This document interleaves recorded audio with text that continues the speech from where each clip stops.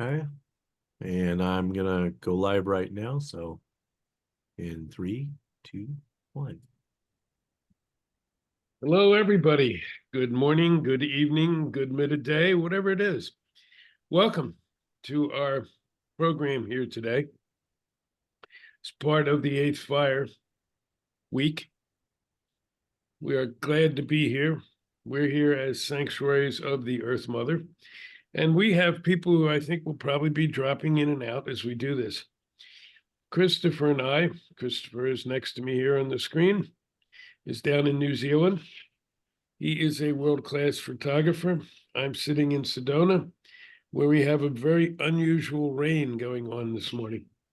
So I guess the mother's talking to us already.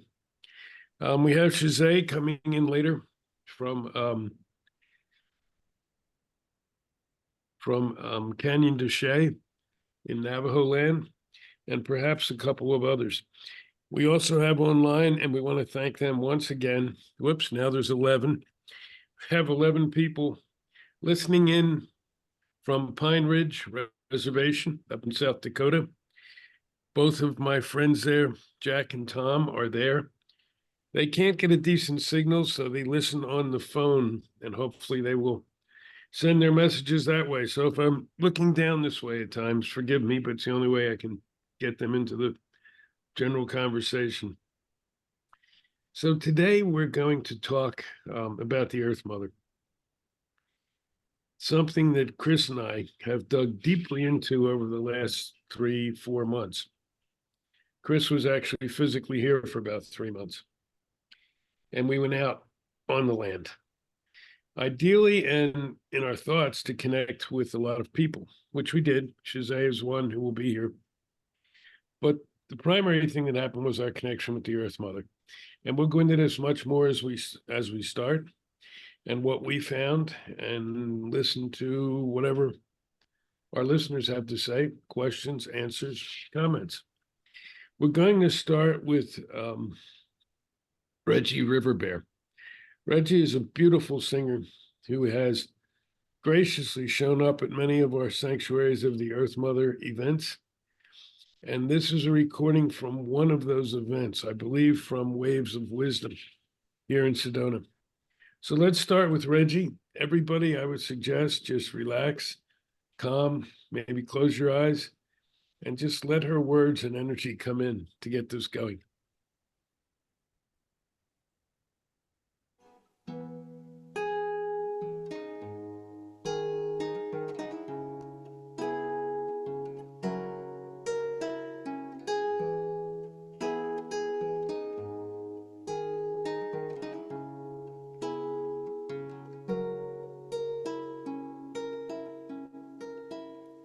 Quiet down your mind and take off your shoes. The river running by will tell you what to do. For in the silence of your heart is where you will find key to all creation, the wisdom of the times, and it's all here. If you can listen to the song that's playing all along, can you listen to the birds whispering the words, and can you listen to the trees singing harmonies? Can you listen? It's all here if you are listening.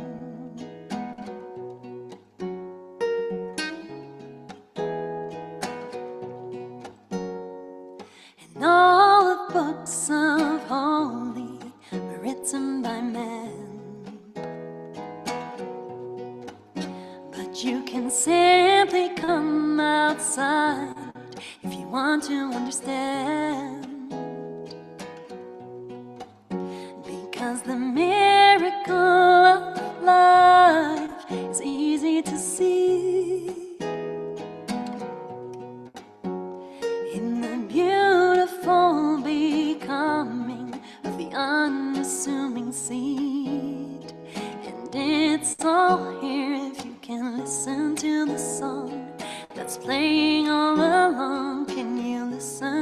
the birds, whispering the words, and can you listen to the trees, singing harmonies? Can you listen?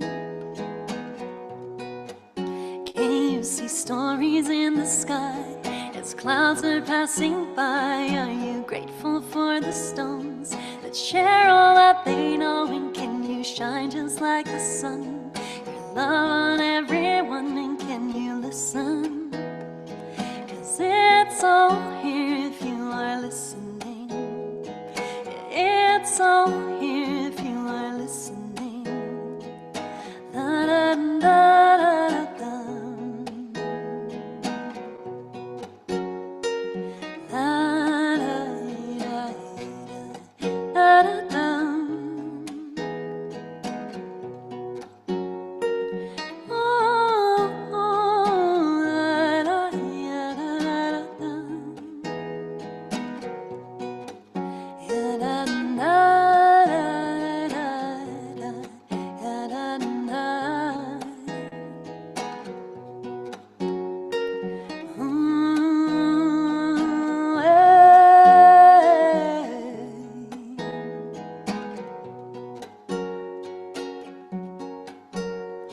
And all you'll ever need to know is here.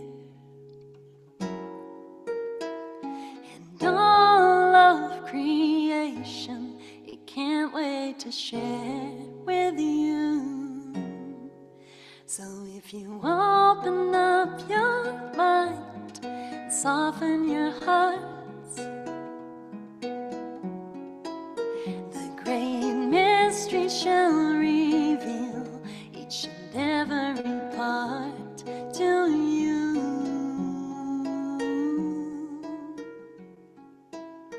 So you can listen to the song that's playing all along. You can listen to the birds whispering the words, and you can listen to the trees singing harmonies. If you listen, hey, you'll see stories in the sky as clouds are passing by. You'll be grateful for the stones that share all that they know. You will shine just like the sun, your love on everyone when you listen. And you'll be thankful for the plants for making medicine. You'll be reminded by the rain just from where you came, so that you can sing along to the everlasting song when you listen. 'Cause it's all here if you are listening. It's all here if you are listening. It's all here if you are listening. Da, da, da, da, da, da. It's in the whispering. It's in the whispering.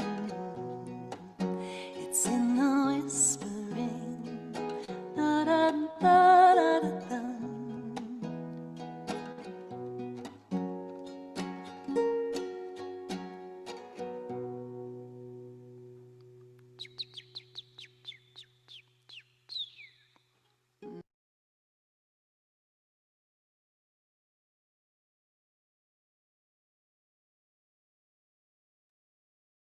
Wow.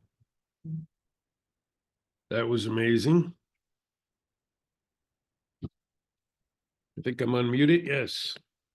So that was a song that Reggie provided at one of our events.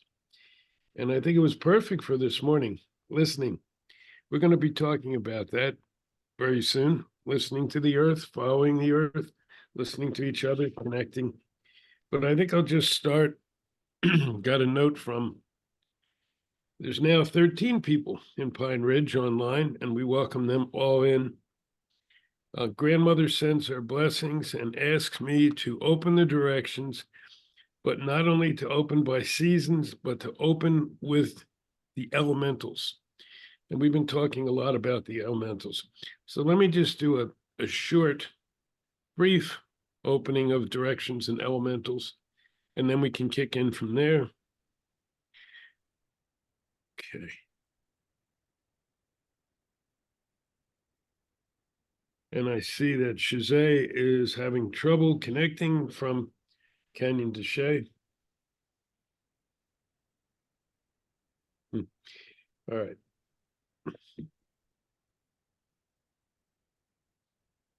God, creator, universe, Wakatanka, Tecumseh, Allah, whatever label you use, if any. We thank you for giving us this space today. We thank you for the ability to be part of this wonderful week, this week of the eighth fire, this week of connecting as people, this peaceful week. There's a lot of labels we can have.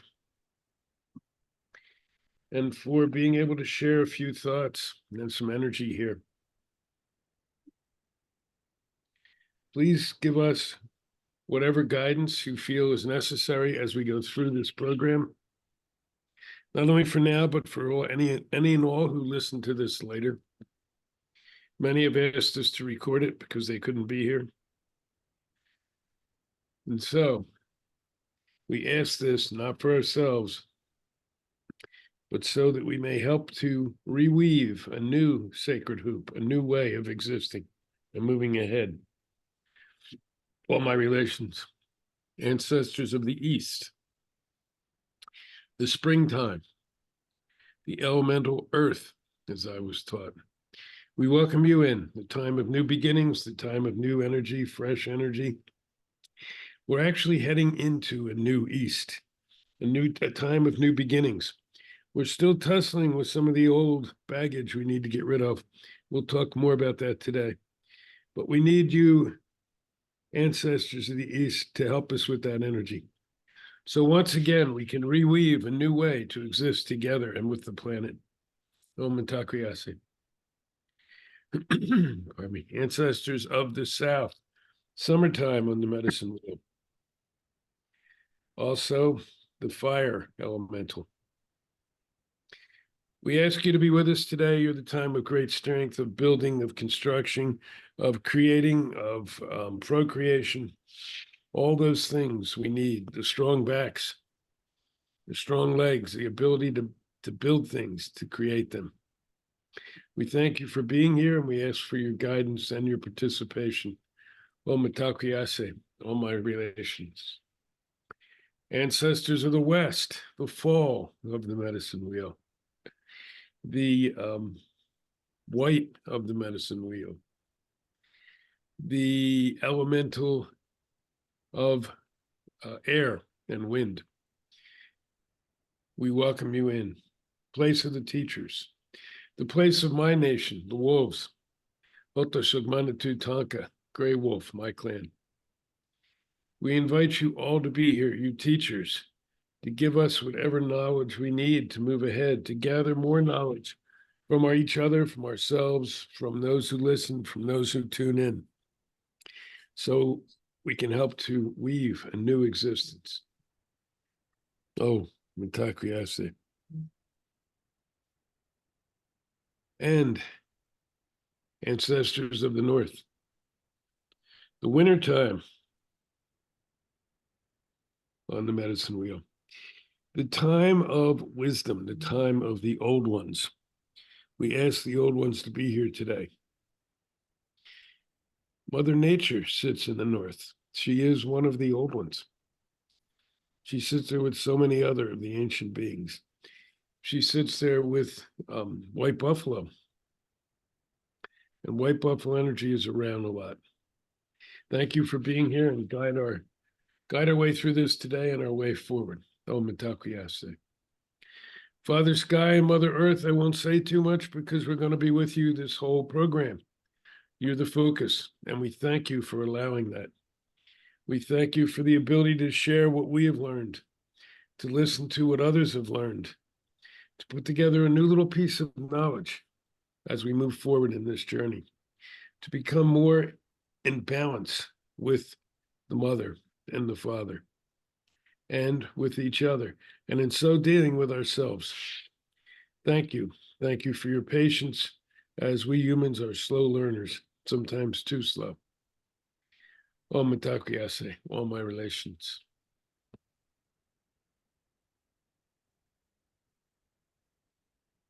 And grandmother from up on the res says that she wishes to be included in those prayers as well. And so we include her and everyone there and everyone else listening, whether it's today or whether it's down the road. Thank you for hearing me. Thank you for hearing us. We're going to get ready and kick off. I'm going to turn it over to Chris in a minute and let him tell you a little bit about what we think we'll cover today, and that could shift. But we also want to, I don't know if they're going to become visible at times, maybe not, but Robert Munns and Becky they're the wizards behind the curtain this morning, but they're also part of this group. And they're part of our board, Sanctuaries of the Earth Mother. So they will be helping, they will be providing things, they will show up and speak if they're so moved, like all of us here. Thank you. Chris. Good morning. Good morning. It's lovely to see you. Oh, totally. It's an absolute pleasure to catch up again.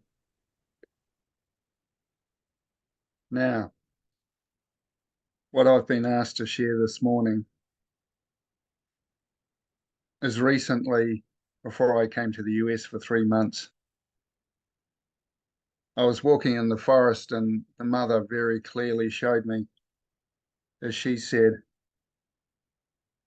it's time to come in line with her and work within her guidance. To do that, she showed me, she asked me to open up my heart, both forward and behind. Forward is where I give the energy, it goes outward. Behind is where the ancestors come in. And the ancestors of the trees came in.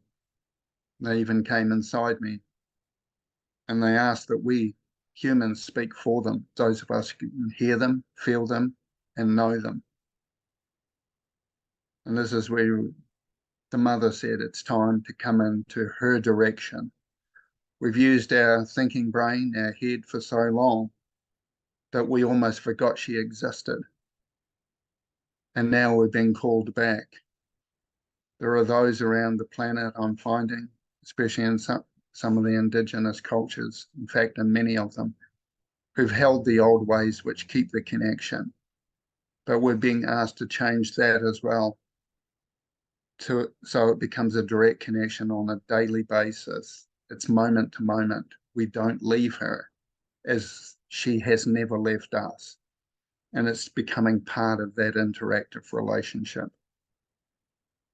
I asked her about working with things like big oil or things like that, the things that I used to protest. And she says, no more. Protest to her is just conflict. And she says the time of conflict is over. It's the time of unity, of community. And she showed me how the forest has a community through the microbiome, how one plant nurtures another, how they share the nutrients between them. They can transfer from one plant to another. And as she showed me how all the plants, from the standing ones to the small ones, all work together in community. And she said, where is my community? And I was aware I didn't have one, not the way they do. Because they not only look after the physical self and the physical other, they look after the life of each other. So to them, life isn't a solo thing. Life is a flow from one being to another. It doesn't stop. And anything that puts a disruption in that, which is even protest or judgment, finding wrong, complaining, they're all interruptions to the flow. It's time to actually step in to the life energy which finds the thriving in each and every situation. And what we're going to do, instead of me giving you lots of words around that, I'm going to invite you to participate in an exercise. Since we've got a bit of time this morning, I'm going to give a longer version of it. So I ask those that feel comfortable to just quietly close your eyes and start to be aware of our breath. And being aware this breath is the breath of the mother. It's her air we're breathing in. As we breathe in her air, we're actually breathing her in. And that part of her that is her breath comes into us, flows through our body, through our bloodstream, through to our cells and muscles, wherever it goes. And then when it's done its journey, what it was here for, it turns around and flows out again. So we'll be aware of the breath and that natural flow of the breath as it comes in, turns around and goes out again. We're just dropping into the natural rhythm of the breath, being aware this is the mother's breath, the mother's air we're breathing in. It's coming in, moving through, feeling and interacting our body, nourishing us with its presence, vitalizing us with its presence.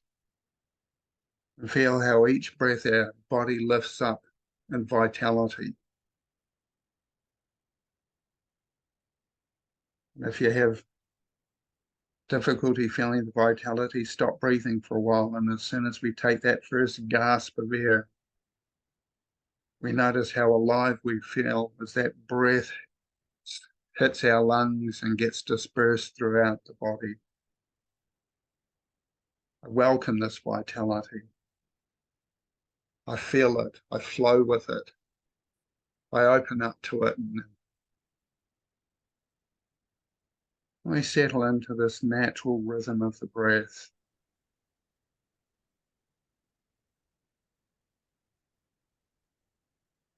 Feeling the rhythm, being in time with this natural rhythm of the breath.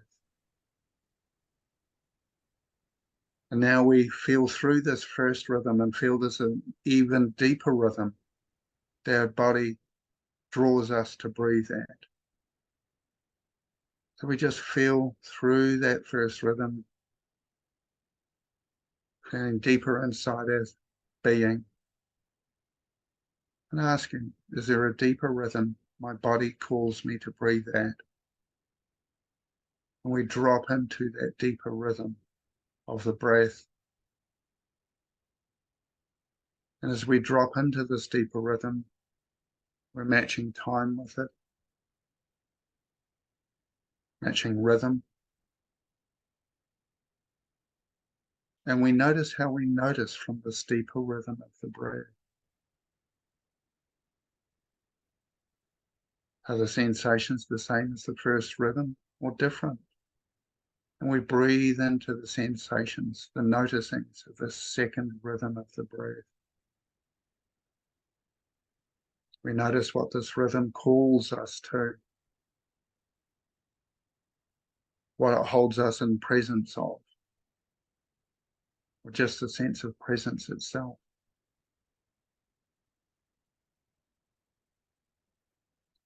We feel what matches time with this rhythm in nature.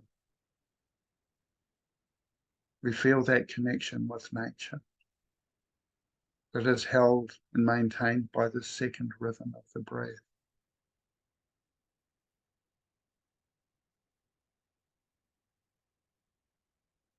Breathing in time with this rhythm and its sensations, its noticings.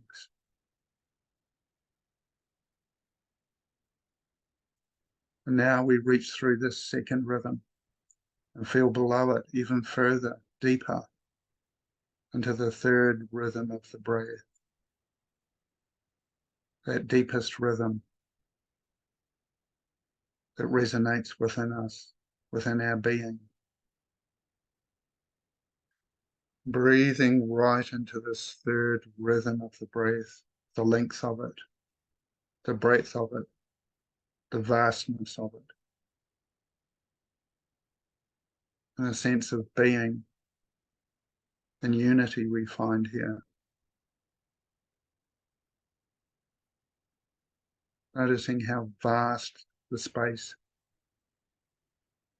the length of this third rhythm of the breath is.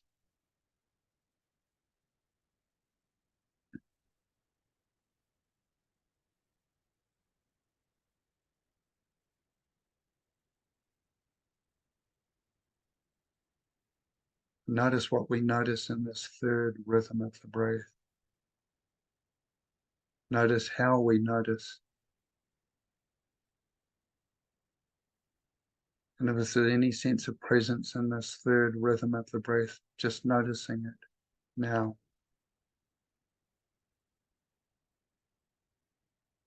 And what we feel available to in this third rhythm of the breath, this deepest rhythm of the breath. Feeling our being. If it feels like it draws you even beyond your body, just allow the sensations of beyond body to be recognized, noticed, and experienced.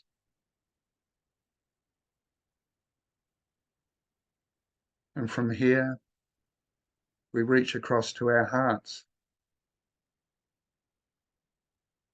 feeling the natural rhythm of our heart as it beats.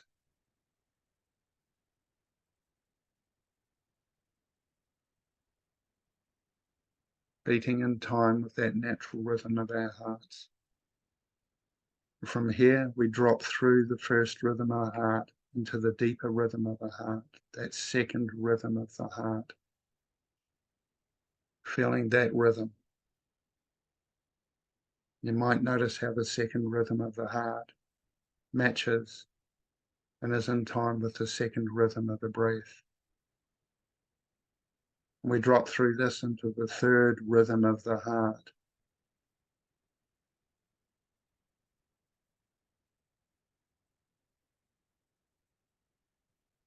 Being in time with this third rhythm of the heart. And in this space, we feel our heart not just as the physicality, but as the energy and the consciousness of our heart. This is where we find heart-based and experience heart-based consciousness. And as we feel this energy, I want you to picture it as a light. Notice what color it is, if at all. Notice its shape, its intensity. And I want you to find the very center molecule of light in this energy of the heart. That one molecule of light, it's at the very center of the heart. And as you find that one molecule of light that's at the very center, I want you to immerse yourself into that molecule of light. Breathe yourself into it, like we're immersing ourselves in a swimming pool. Totally, completely immersed in the light in the center of our heart.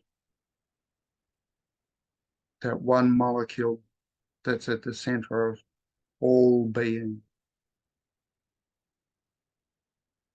We feel its vastness, its connectivity.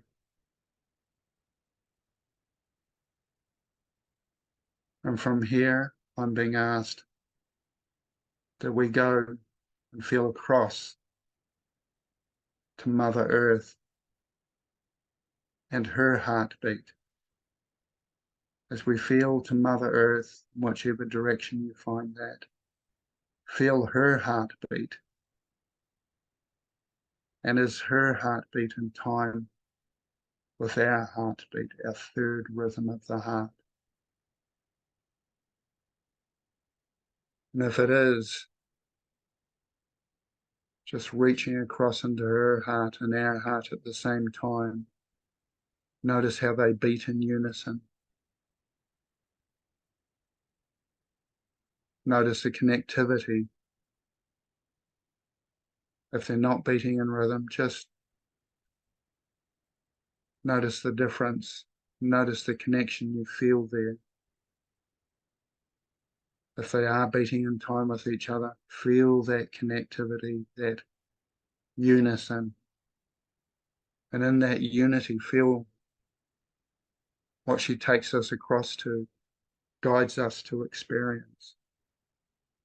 In her breath, her heart, her interaction with us. How does she speak to us? How does she hold us? And let her guide it. How does she feel towards us? And how does she ask us to be with her?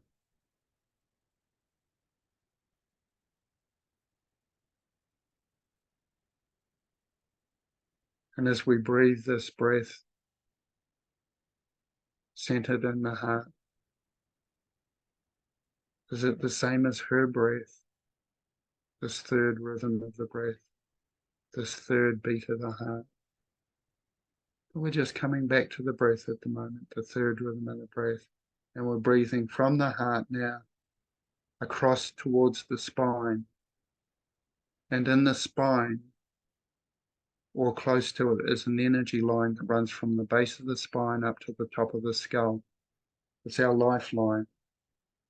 And I want you to notice where your lifeline is in relationship to the spine. Is it in front of it, beside it, forward of it, behind it? Where is that lifeline in relationship to the spine? And wherever it is, I want you to breathe it into total alignment with the spine. So as we breathe in, we breathe our lifeline into total alignment with the spine, feeling it click into place.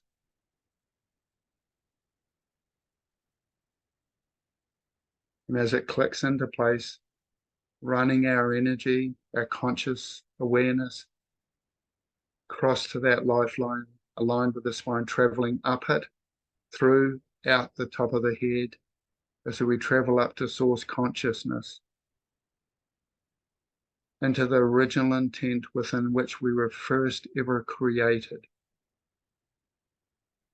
So as we travel this journey to source consciousness, Great Spirit,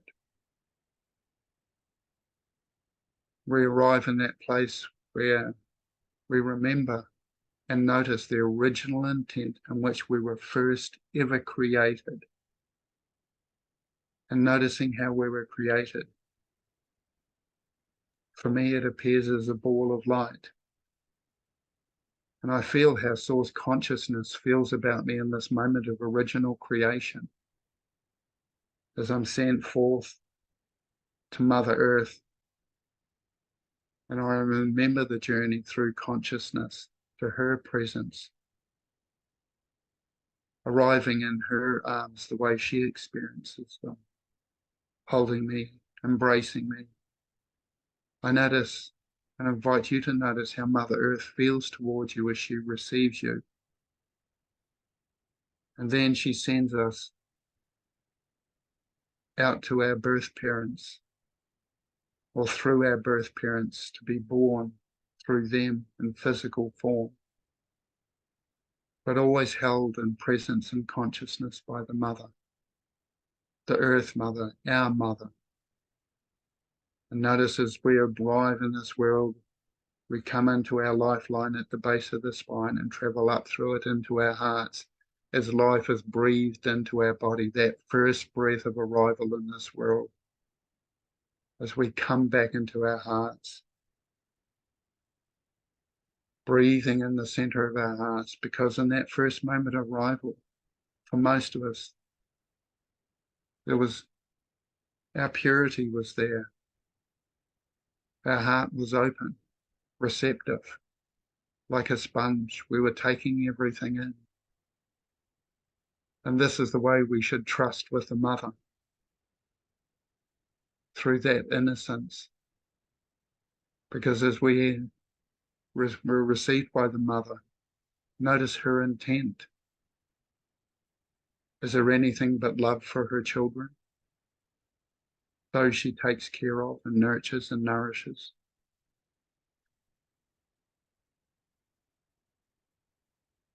And as we feel her intent, we can also feel her guidance. We breathe into this guidance and the energy of it, aligning with it, allowing our body to listen to it, to hear it, and to thrive with it. And notice how much her guidance is taking us towards life, in every step, in every motion, in every action, in every breath. Her energy is there, her vitality. And even as we consume food, we notice that food is all grown from her soil, her minerals, her flesh, into that food. And as this food grows from her soil, it matures, and when it's ready, it nourishes us.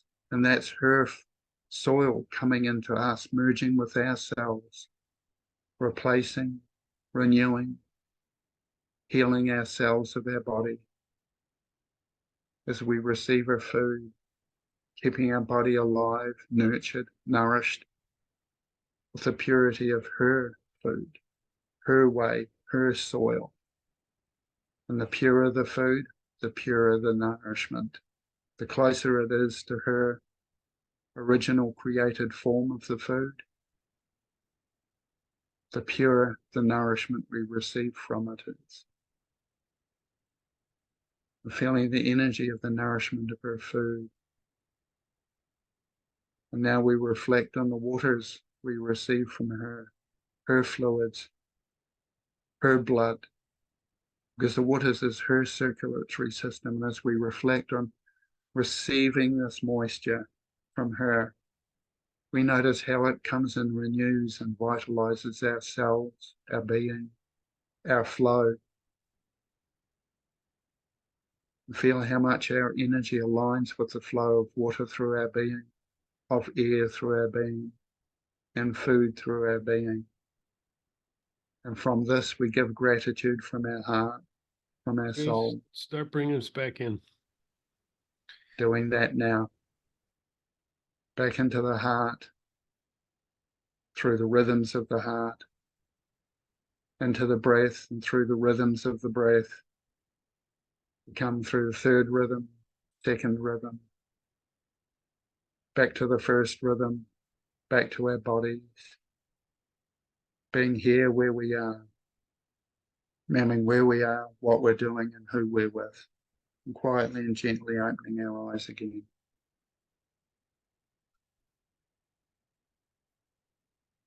And we're already coming back to the room and being here. Now, just to try and fit everything in. This meditation, the breath is being in flow. The heart is centering. The lifeline that runs through our body, most of us forget the lifeline. And when we align it with the spine, we're in alignment. So we're in flow, centered, and aligned. The grounding follows the flow of life. Our energy, when we leave this body, goes up to source, and we get resent down to wherever we're going. Usually or often to Mother Earth for those who have traveled the earth walk. And she brings us back into new form, back into our body. And that's the grounding. We ground through the flow, that wheel of life which travels from form to source to earth, back to form. And this is where we learn to listen to all these stages of the hoop, of the life, and of the circle. The three breaths and the three heart rhythms are three aspects of consciousness. The first rhythm is from the egoic mind or thinking brain. Second is awareness. The third rhythm is consciousness, if you notice the change in sensations. It's through consciousness that we ultimately can listen to, hear, and connect with the mother. Awareness is available for this, but I find we drop into that conscious presence. And yeah. Okay. Back to you, Jim. Unless you would like me to continue. I'm quite happy to keep talking. No, I know. That's what, yeah. No, that's beautiful. The questions and comments are starting to back up. So let's see. First of all, grandmother said to thank you for the beautiful journey. Gratitude. It was a wonderful way to start And then she smiley face and says, "You must have some native in you. You go on long like a grandfather." That's when I said I better call him back.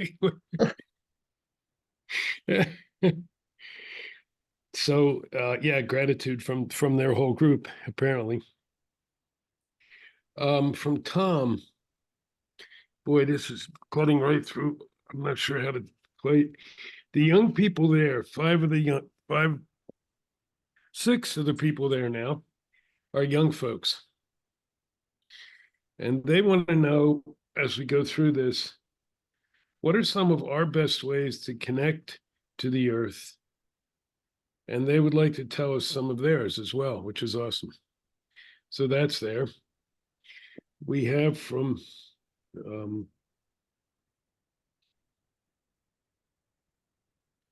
Sam online. This comes in on my Facebook feed. I'm trying to look at all the feeds because I know people are in different spots. She is wondering if there's any particular element we need to work with when we connect with the mother. That'll be a good one to dig into a bit, I think. Pardon me, I'm sorry. And just, I have no idea. Shazay is in the Canyon de Chelly, and he's having a really hard time getting any signal. So he did get a message out and then he disappeared again. So we hope that he manages to get through. If not, he's sending his spirit and his energy. And Chris and I have done a lot of these, just us, so it's nothing new.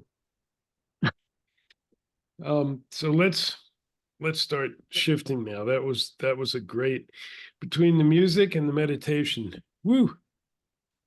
Trying to get I almost said my brain, but that's wrong. Get my heart back in sync to move on with this. I'm happy to speak to that, connecting with the mother, if it's of interest. Let's swing around a bit. Let's just cover a little bit of where this came from. And I did get thrown off for a while. So if I repeat anything, I'm sorry. I got thrown off and no one realized I got thrown off, which that's nice. I like that. And I just slipped back in. Yeah. I have, and I know Chris has as well, worked with the Earth Mother pretty much my whole life, but really intensely for the last almost 40 years, going around the earth, meeting with different people, learning. And that whole time, I listened to the earth very carefully. And I was trained by elders to listen to the earth very carefully and to hear her, as I was told. It's only recently and really came to a head when Chris and I went out there and we were listening to the earth, but we were also doing a little bit of planning. And it started to dawn on us, we need to go way beyond listening to the earth now. That still puts us in human form arrogance, human ego. We need to listen to the earth and then do what the earth is telling us to do. And that's a big step. Part of the reason we're in such a mess globally and as a species is because we haven't done that. Even those of us who listen, and I freely admit that I'm one of those, that I listen carefully, but I didn't always do what she was telling us to do. All the other creatures on Earth do that. They are tuned into the earth. That's their place they live. It's the place we live. And so they know when to do things and when not to do things. They know when to increase their numbers and decrease their numbers. They know what to eat and when to eat it. They know when to stay where they are and know when to leave or move. We haven't learned that. It's really something we need to learn. And that's pretty much the focus of what I've been doing, and I think what Chris and I have been doing for a bit now. How we do that, there's many, many different ways. And I will welcome I see they're typing, so I'll look as we go along to certainly put in their thoughts on this. Our friends in Pine Ridge obviously live much closer to the land than either of us, and probably closer than most of you who listen or hear this later. Not all, There's others who are living that lifestyle, living in an indigenous way. So I'm curious to see if their thoughts, methods are different than ours, or if we are along the right route. If we're not, I'm happy to shift it. It's a really, it seems like not a big change. Maybe this is where we start. Okay.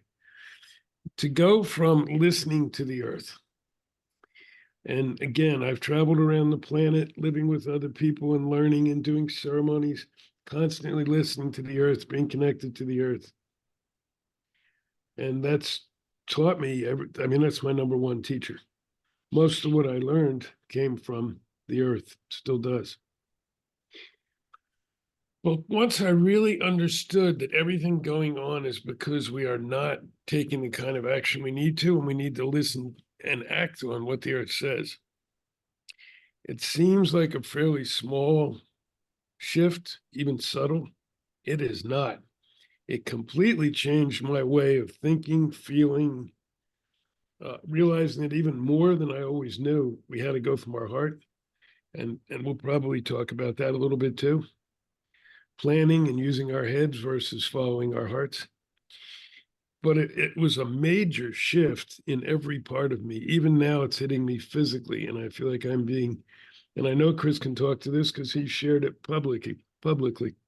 Feel like my whole being is being reshaped again. This is the third or fourth time in this lifetime of mine. And I guess the older we get, the more gray hair we get. If we follow this road, these things happen. And it's a positive thing, but it's also a difficult thing. So it's that shift, it's that change. And I invite our friends listening in Pine Ridge. Whoa. There's 16 people there now. They're, make sure I keep my phone close so they can hear me. They've got 2 phones they're listening in with now. So invite you to also comment on any of this. But first, let me turn it over to Chris, and just because, again, I know he has some thoughts on this part of it. Right. When I'm teaching people to listen to the earth, the first thing I do is get them to feel their rhythm, which is why I use this breath meditation as an introduction. Until we have a clear sense of our own being, our own rhythm, we can't listen to anything else. There has to be an us here to then listen to whatever is around us or appears around us. So once we get in our rhythm, I just ask people, do they feel the rhythm of the earth or the rhythm of the trees? Usually by the time I ask that question, they're ready to say yes, because they've developed that sensitivity. Once they say yes, I get them to breathe in time with it, feel in time with it. And everything that has a rhythm is a rhythm of its consciousness. And in that rhythm, we can tap into that consciousness and it flows through us. And that awakens our consciousness to that rhythm as well. And then we start coming from that consciousness with its words, its guidance, its inputs. And the words flow with life. If we go against that flow, it just really disrupts. It's like breaking a piece of glass. So we learn not to do that. So essentially, it's very simple. It's being in flow, but it's being in flow with whatever consciousness or rhythm or presence we're listening to. That's the short version of it. The other way I learned to interact, and very much she's shown me lately, is she's saying, be aware of every breath, be aware of, you know, my steps on the earth. I go outside with bare feet, walk on the grass and feel the texture of the different plants in the lawn.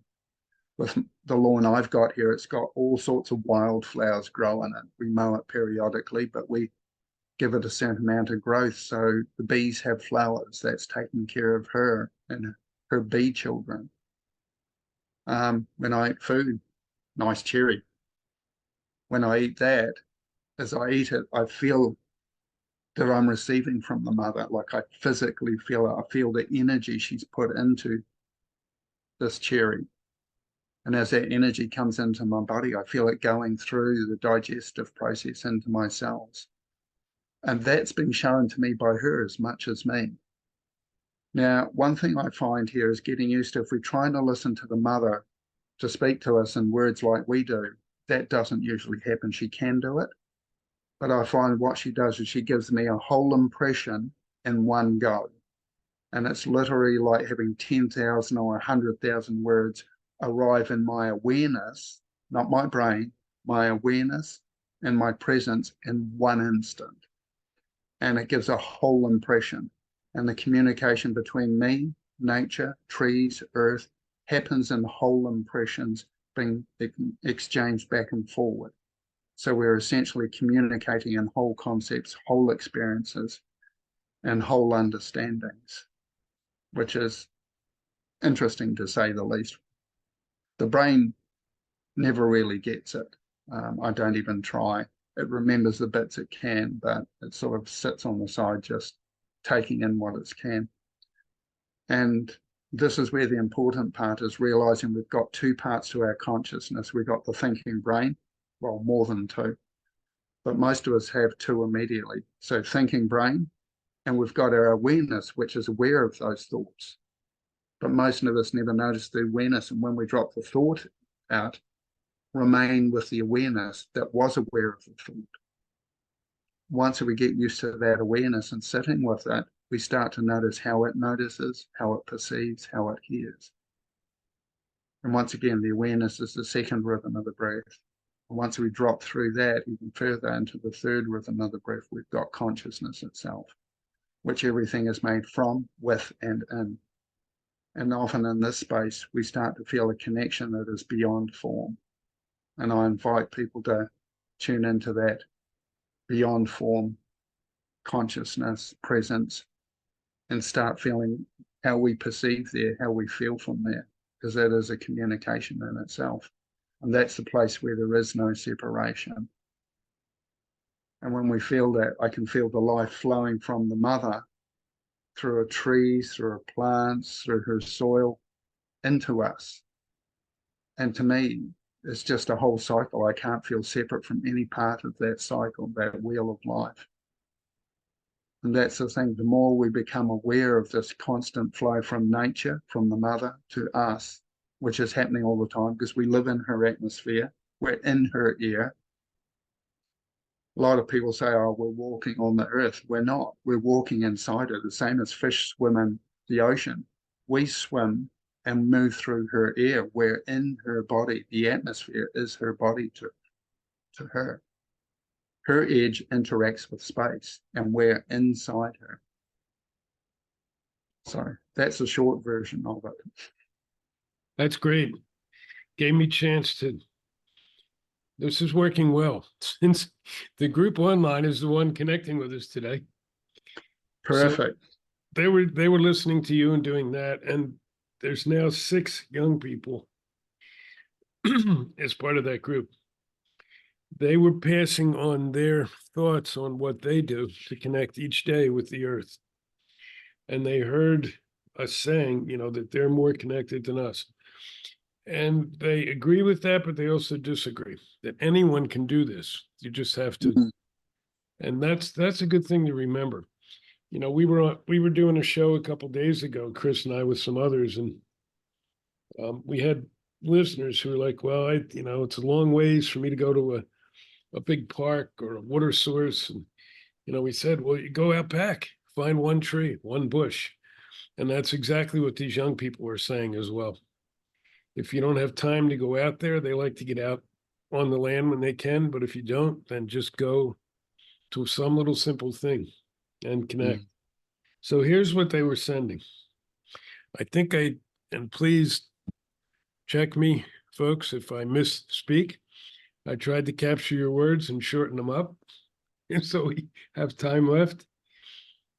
Here's their general way that they go, Chris.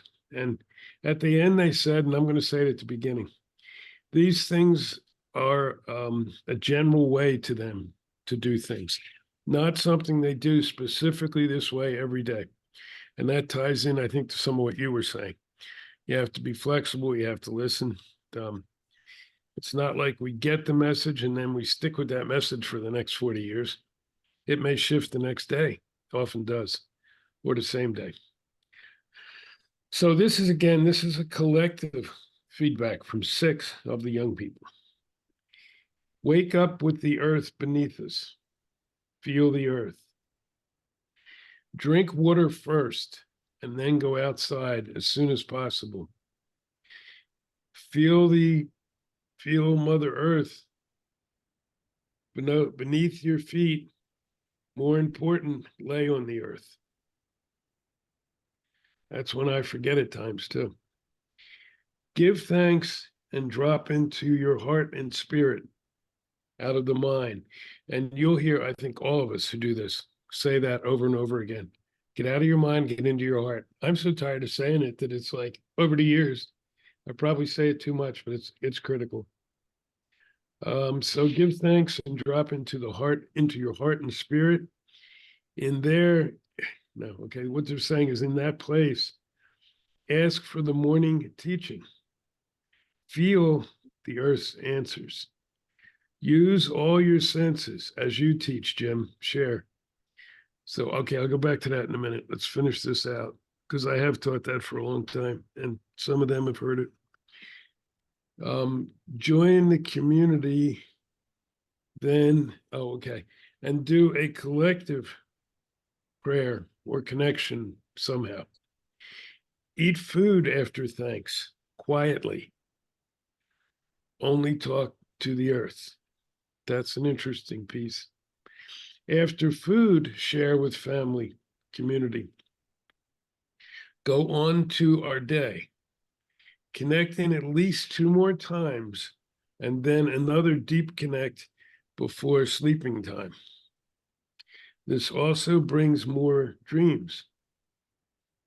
And then again, change things as you're guided. This is a general way. We don't always do it quite this way. Use all your senses. I know what they're talking about. As you're there with the earth. Now, this is something I have done for years. I just didn't realize how powerful it was. You can be touching the ground. You may be smelling the air. You may feel the wind go across your face, on and on and on. Try to shift it up. Touch the air.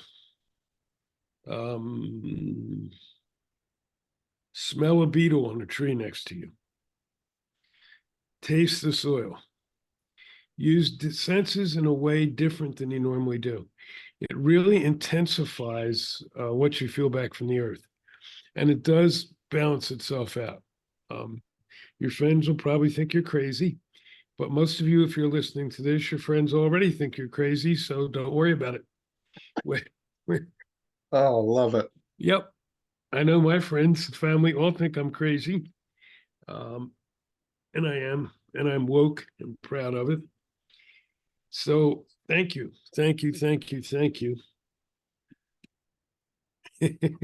they're telling me I got it right. Yeah. I Chris, want to say you wanna, yeah. Yeah, I want to say thank you to them as well and pass on my gratitude. I really appreciate that input. It reminds me of some things that I do and some that I could do. And this is the thing I love about community. We add to each other. And I agree too with what they said. Everybody has the ability to do this. The one thing I look at, and this is not always cultural based, it's just our start point in relationship to whatever ability. Some of us is just starting a little bit further away, but we all have the same arrival point because we're all made from the same consciousness and we're in the same consciousness.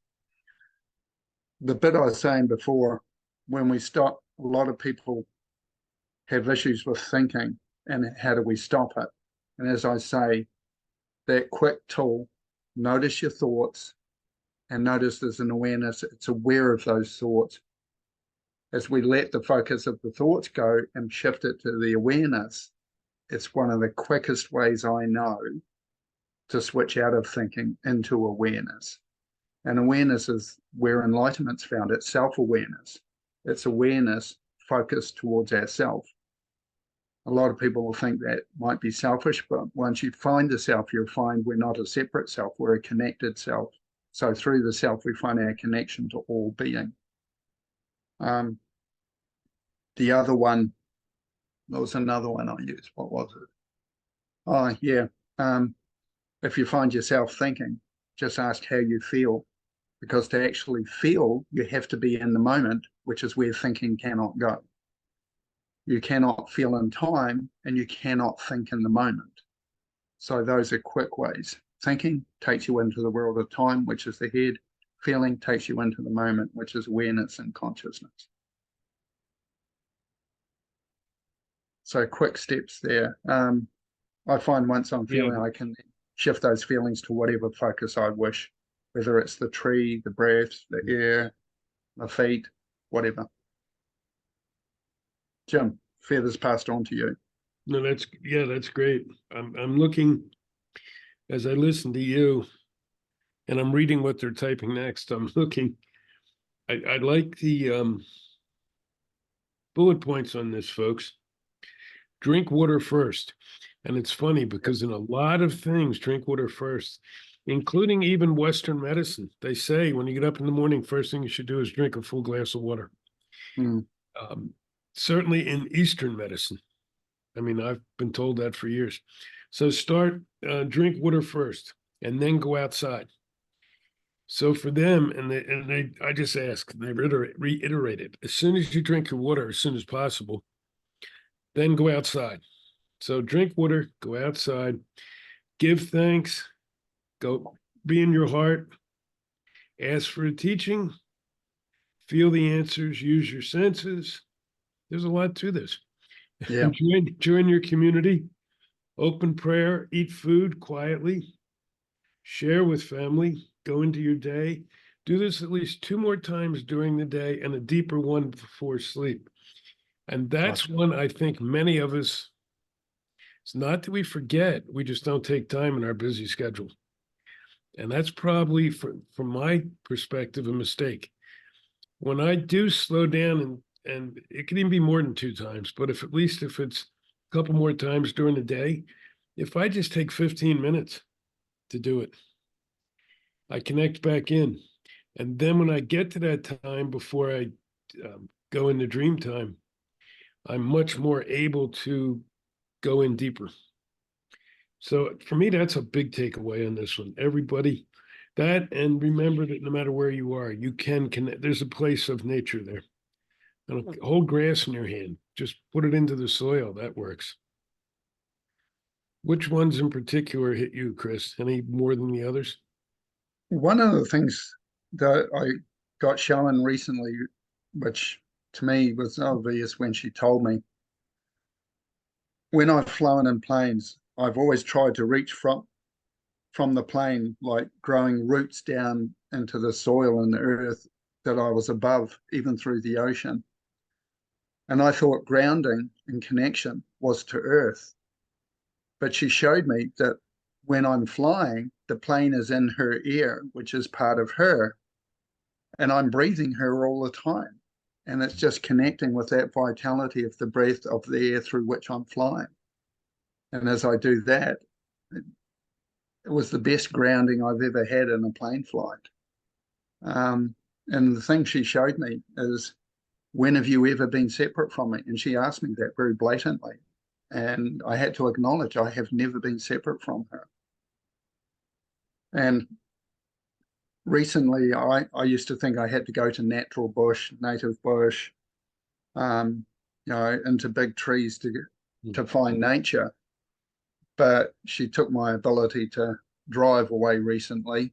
And she says, get used to me here, because this is where I am. She's in the section I live on, the piece of land I live on. She's there. She's in the grass. She's in the simple plants and trees that grow on the section. And once I got used to connecting there, I found the connection I have with her there is just as great as in native bush, which has never been touched.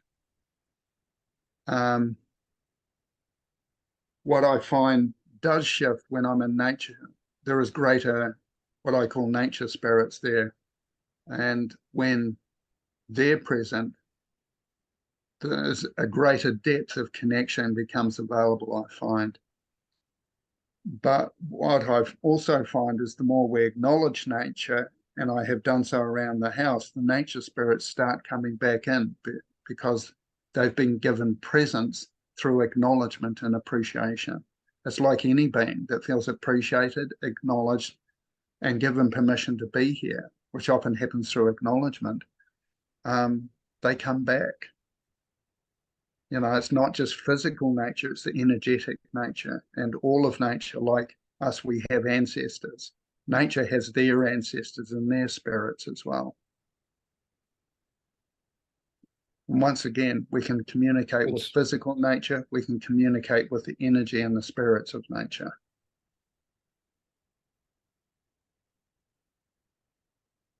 Yeah, absolutely. And so somebody online who can't be here but wants to listen to it later, but saw some of the posting we put up. And I'm going to bring Becky on in a minute too, but they're asking me, I guess, in this one.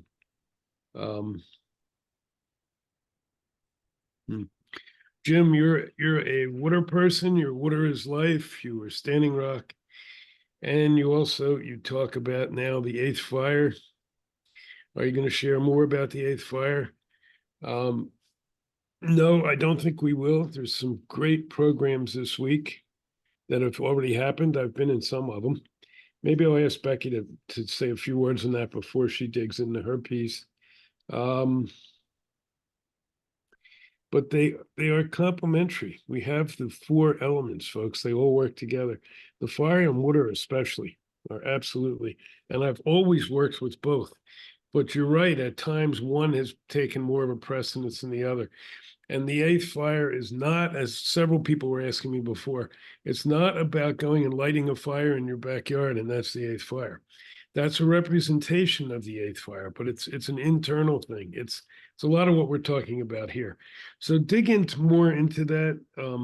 Check out Phil Lane Jr., Chief Phil. Take a look at his page. There's a lot of links there as well. I think I covered that question. Okay, Becky, do you want to come on? Becky's going to take us in a little different way here. Yes. Thank you so much. It's been really beautiful listening to the wisdom that's coming through in this sacred Zoom room. And just to touch on the eighth fire, this is the eighth fire. Robert and I have received some sacred ash that came from an intentional eighth fire that Hereditary Chief Phil Lane held. And we are going to contribute to the eighth fire by lighting a fire with those ashes. And then we invite anyone who would like to receive ashes to share their address with us, and we would be honored to share ashes. So when you intend and light your eighth fire where you are, you then can hold the fire and then share your ashes. It's really beautiful. And so, of course, Jim Greywolf and Chris, if either of you would like them, we would be honored to send them to you as well. And anyone who's watching will be doing that around the new year, I believe. That's a great idea. Chief Phil was supposed to send me some, but he hasn't yet, and I know he's busier than the devil. Well, we will. I know John Raymer sent them to, I think it was 18 different people, but we had their addresses. So if you send me your address, I will make sure you have some of the sacred ash. And then anyone who builds the fire with this intention then has sacred ash that can propagate more of this incredible intentional fire that is burning around the world towards healing. And so it's really extraordinary. And I really appreciate what you both were just sharing and going deep around our connection with the earth. And I wanted to share a little story about my reconnection to Mother. I'm in my 50s now, but in my 30s, there was a 7-year period that a fire went through me. It burned down my barn. in pretty much nearly every aspect of my life. I had my own business doing public relations and marketing for small businesses that couldn't afford marketing directors. So I was like a mini marketing director for multiple organizations and did that. And also worked with corporations that, I mean, I didn't realize how out of a line I was with my heart, that I'd just gone so much into my logical mind. And the illness was an expression of the incongruency between what my heart wanted me to do and what my logical mind was doing. And Brother Phil talks about the journey between the eagle and the condor, and that it can be the longest journey that we go through to move from here to here. But I say it doesn't have to be the longest journey, that we can wake up with intentionality and realign ourselves with understanding of how our heart and our thinking and our hands can be in service to each other and with the earth. So the illness, when it happened, I sought a cure in conventional medicine. I went to umpteen doctors. I was diagnosed with 18 different things, from fibromyalgia to chronic migraines, cluster migraines that I was dealing with. I had episodes that when I stood up, I would pass out because I had this POTS, it's called, post-orthostatic tachycardia syndrome. So my blood pressure would drop. I had facial paralysis and I had a hand tremor. And nobody could diagnose me with a catch-all thing, but everybody had a medicine in their bag in the pharmacy. And I had great trepidation because I'm very, I'm like if I take something, it affects everything for me. I can't, if I just take one thing. So I ended up learning about adaptogenic plant-based medicine and studying through the teachings of Susan Weed and Stephen Harrod-Buhner, adaptogenic medicine. And I was diagnosed at one point with Lyme disease, and Lyme disease is carried by different animals, including ticks. And ticks are an arachnid. They are spiders, and it is spider medicine. And while I will never know exactly what I had, as a diagnosis, I know that my 6-word story is her personal earthquake reinvented her everything. And so what went through my body, which may have been Lyme disease, changed everything for me. And literally there were months that I couldn't get out of bed. And when I finally was able to, I was in service to something other than me trying to figure out what was wrong with me. I just started to say, how can I bless others? I can't heal myself. I'm not able to heal myself, but I want to be a blessing to others. And it was that switch in myself that started what I now see in my 50s when I look back as this web that I was part of and that I started to weave, that has become this incredible global community that I am in service with and to. And spider medicine, every one of us can have a relationship, conscious relationship with spiders and with weaving. And it's interesting how many people have arachnophobia, but I wonder if the people that have the total fear of spiders, if they may be some of the greatest medicine teachers for people with the phobia of spiders, that we could potentially learn the most. Those of us that have phobias, we lean into the things that we're afraid of. They may be the greatest teachers. And so I give great gratitude to the ticks that caused so much physical chaos and pain and suffering in my body, that connected me to the suffering of everything, that led me to reinvent my relationship with different currencies, including money, and operating now in sharing economy instead of transaction economy, where I do something with someone and expect them to give me something back.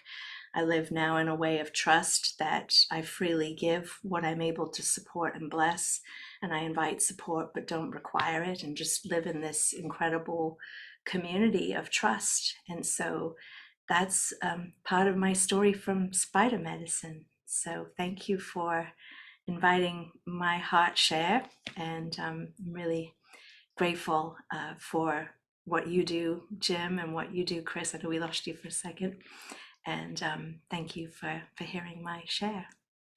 That is really awesome. That's and I'm typing things as you go. First of all, for me, you just told my story. I didn't realize how similar our journeys were in that. I was the same thing, and mine took 7 years.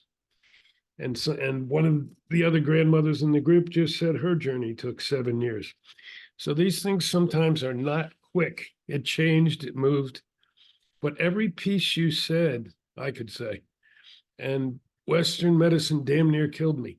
Luckily, I quickly withdrew when they tried to put even stronger medicines in me, because like you, a little bit of something can just affect me in a huge way. I think it's really, here's some of the other comments. Grandmother Laura, another one in their group. We have 3 going through this now. My journey took 7 years. Somebody else was, her journey, meaning you, through rebirth is common to many, and a deep red road journey. Love to her. Thank her for sharing. Frank said, Jim, this is your story, my story, grandmother's story. It's really, I love when these things, it's like, I know that, but I never think about it. And you're right. Now, this morning, as I was getting ready to come online, there was a big spider over here where I was actually fixing the food for my dogs and making myself some tea. Big guy. And I don't have fear of spiders, but this guy, I'm like, I'm going to be careful, because he looks like he might pack a punch. And I stopped and I said, no. We say we are weaving the new earth now. In the Hopi tradition, spider wove the earth originally. We want to reweave now, all of us together. And so I backed off. I just calmed myself a minute, told myself, stop it, and put my hand out, and the spider came right up on it and started going up my arm. I got a little nervous, but not too much. I said, thank you. Thank you for coming. And then I took him outside and stuck him under, there's a tree here that Chris knows it well. He spent a lot of time under it. And it's a very powerful tree. It's got a lot of stories. So I just put him under there. And all I did was I put my arm down. I didn't do anything. And he went off and went under the tree. And then I came back inside and got ready to come back on.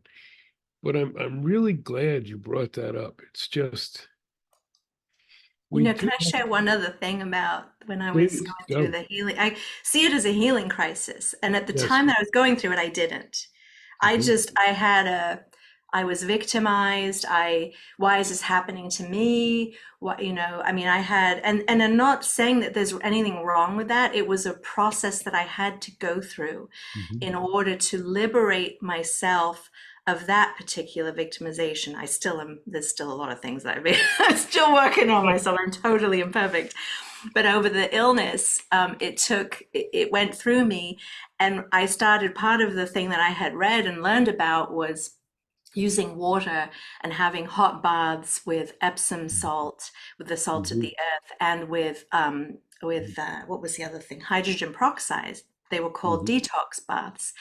And when I would put them in there, instead of saying to the water, heal me, which is what I really wanted that, but I detached from it finally. I had resigned myself to not being healed, that perhaps I would live a shorter life and I would suffer physically to the end of my life. I'd accepted that as much as I could. And still, there were times it was just so debilitating. But I would say to the water, please take from me that might no longer serve me, that I might be a blessing in this world. Instead of saying, heal me, make me better to be a servant, no, do. And then over the time, I felt a shift, because sometimes I'd have these baths and I'd feel 10 times worse. It was awful. Because it would stir up, probably some energetic imbalance in me. that I do see as a healing crisis. I also recognized the tics. Like I had a phobia of tics after I was diagnosed with Lyme disease, because it was a chronic condition. I had swollen joints. I mean, it was just, I think about how sick I was like a different person than I am now. I'm so grateful that I'm not suffering like that anymore. I have remnants of it and different things. But I looked at the tick and I wondered, instead of killing them when I'd have one on me, I thought, do you suffer too? Are you carrying this illness as well? Are you, this little creature, are you suffering with this? Instead of looking at him as the villain, and they can go nearly 2 years without a blood meal. And I had one on me, and I Wow. put him in this little specimen box that I had. And every day I'd take the lid off and give him fresh air, and I'd put the little lid back on. He'd just be in there, because this was the shift. Because I had such a fear of them. I wouldn't go in the woods for a while, which is nature deficit disorder I was imposing upon myself. And then I started to say, I don't care, I need to go in the woods. If the ticks go on me, I know how to, I'm going through this healing. I have ideas of what I can do to help restore myself if I get ill again with it. And after a couple of weeks of talking with this tick every day, I let him back free in the woods. And it was a liberation in my own self of the fear of this tiny little creature when I changed the thinking of this thing that causes this thing to this little being maybe suffering as well, which may be why he needs to bite someone and release the toxins in him. He's taking blood and he's releasing something that's not serving him. So it's a liquid, right? It's a water of healing. My dog agrees. So Hey, tell Robert to stop barking. Oh, sorry. he's not happy.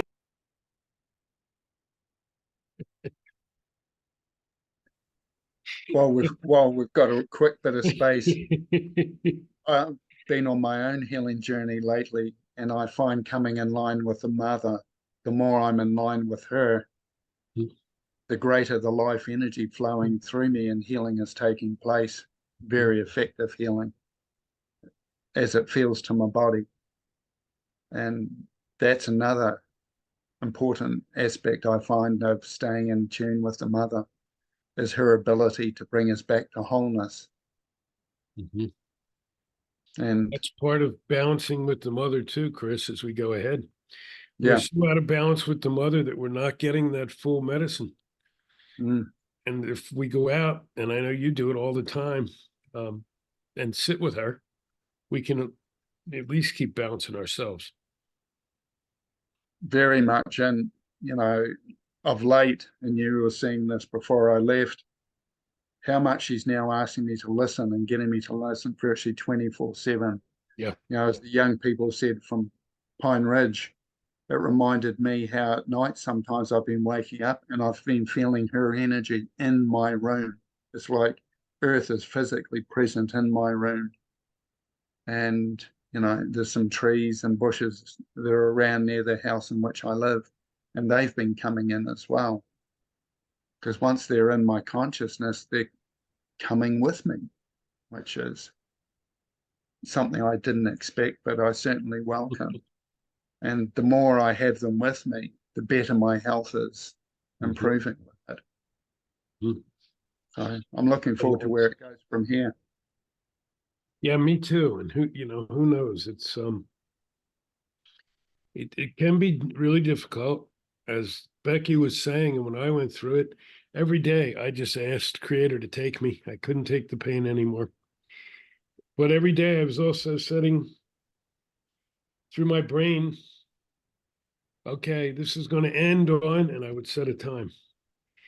And it wasn't until I was able to get out of that and get away again from Western medicine, which I had dropped into because I was so sick. I had people just offering things to connect with the mother again, that I finally started to heal. And it is coming. It's coming to many people now. It's coming to people again who've already been through it. Some of us are getting second shots, less, the intensity's less. but be aware that it might be, and go to the mother when it starts to happen. I was just thinking as I was listening to that, Chris and I have a friend who's trying to do some powerful work, but he keeps getting stuck in this cycle of suffering, of not getting what he needs to do what he wants, of judging himself, of pity. And it's easy to get stuck there. Don't sit there. And if you can't deal with it, go to somebody that you respect and trust. So, yeah, that's what I was doing while everybody was talking. I was sending love back out to this person because he does have good intention. But if we get stuck in being just us, that's no good. This is a time of circle. Lone Yeah. wolf is not going to cut it. Yeah. It brings me back to Mhm. part of the teaching the mother gave me before I came over, with that working in touch with her and her guidance. To her, the time of conflict of any form is over. The thinking brain, which brings up these egoic and self-centered perspectives, it's like that time is over as well. And when I arrived in America and Jim and I were working together, we very quickly learnt anything we tried to plan from our heads or make happen from our heads did not happen. I mean, nothing, absolutely zero. We had one example. We've been trying to find a ground for an event. Yes. How long had you been trying before I arrived? Well, was it a month or two? Almost 2 months. Yeah. Yeah. So I arrived and we continue to do that. And then we just stopped on the side of the road and go, this isn't working. And we realized it was our heads that were trying to make it happen, and we weren't in flow. And as we're sitting there on the side of the road and acknowledged it, within 20 minutes, we had 2 phone calls coming in that offered us grounds. That only happened once we stopped bringing our heads into it. Once we acknowledged the letting go of that, flow happened. Yeah. And we had this time after time after time. Yep. Synchronicity. Yeah. It's still happening. Same for me here. Yeah. Well, I mean, we're still connected even though we're apart doing the work. Yeah. And it's interesting because people around us, we're trying to bring that teaching in as well. Our own organization, our own board, we're trying to bring it to them because there's so much for us to do, and everyone in that group is amazing. But it gets easy to get hung up on, well, if we really plan this out, it's going to work. And we're sharing, hopefully gently, but not always, that's maybe not the way to go right now. Let it go. Allow it to come in. Yeah. Oh, I see that Robert's typing. We need to bring Robert in here. Yeah. Robert is also part of our circle, part of our board, part of life. And go ahead, Robert.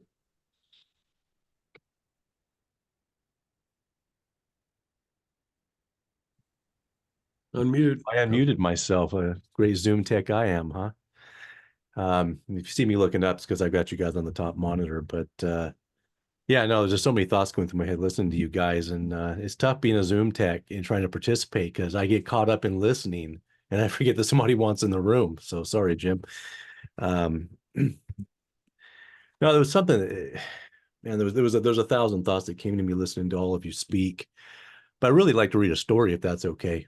It comes from what is now Costa Rica. So this is from the natives of Turtle Island.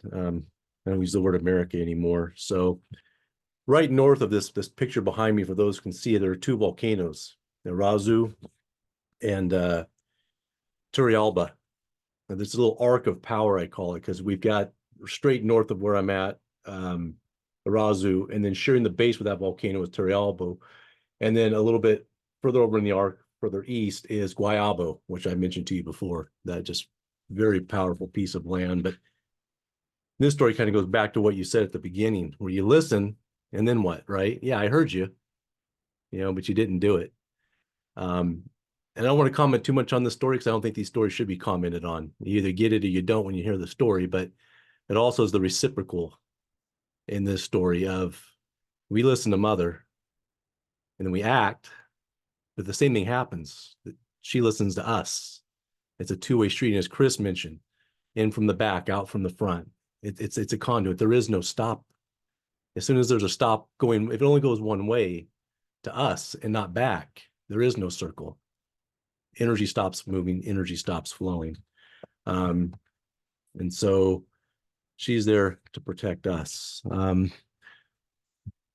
So this is about Torrealba and the creation of this volcano. That name means White Tower, if I remember right. So in this land, there lived in the region we know now as Torrealba, a tribe of strong, valiant Indians, I'll use his word here, ever ready to defend their territory and the people of their tribe. These Indians were artists and worked in clay with great mastery. They made pots, which they decorated beautifully, as well as human and sacred figures. They were intelligent and cultured. They had their own music and dances. Their musical instruments they made from stone and from the skins of animals, which they themselves hunted. In those days, the leader of the tribe was a man well advanced in years who had been widowed. He had a daughter whom he cared for as his greatest treasure. Her name was Sarah. She was a beautiful maiden with long black hair. When she went to the river to bathe, she was accompanied by the women of the tribe who combed her long tresses and perfumed her with the oils of wild flowers. The chief wanted to give her in marriage to a young man of the tribe, handsome and a famous hunter. This young man gave Sarah shells of different colors with which to adorn her throat and arms, but Sarah did not love him. She was in love with a young man of another tribe. Her love was secret, and no one, not even her most intimate friends, knew of it. She had seen him only once, when all the tribes of the region had gathered to dance and compete in games. But since that day, the image of that young man had been graven on her mind.